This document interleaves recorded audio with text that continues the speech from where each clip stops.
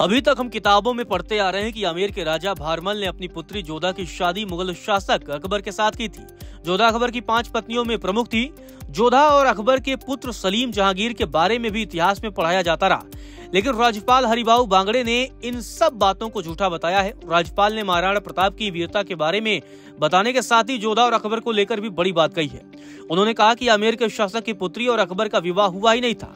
राज्यपाल हरिभाऊ बांगड़े ने कहा कि शुरुआती दिनों में भारत का इतिहास विदेशियों ने लिखा था, उसमें कई तथ्य झूठे लिख दिए गए। बांगड़े ने आमेर की राजकुमारी और अकबर के विवाह को भी झूठा बताया।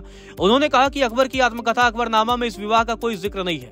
राज्यपाल बांगड़े ने कहा कि राजा भारमल ने एक दासी की बेटी के साथ अकबर की शादी करवाई थी, जिसे आमेर की राजकुमारी का विवाह अकबर के साथ होना लिख दिया गया। यह गलत है। उन्होंने कहा कि महाराणा प्रताप की ओर से अकबर को संधि के लिए चिट्ठी लिखे जाने के तथ्यों को भी भ्रामक बताया। राज्यपाल ने कहा कि महाराणा प्रताप ने कभी अपने आत्मसम्मान से समझौता नहीं किया। विदेशी इतिहासकारों ने मुगल शासकों का गुणगान बहुत ज्यादा किया, जबकि महाराणा प्रताप जैसे वीरों को कम स्थान दिया। उनके बारे में काफी कम लिखा गया। इस वजह से महाराणा प्रताप के बारे में इतिहास में कम पढ़ाया जाता है। उन्होंने यह भी कहा कि अब धीरे धीरे स्थितियां सुधर रही हैं।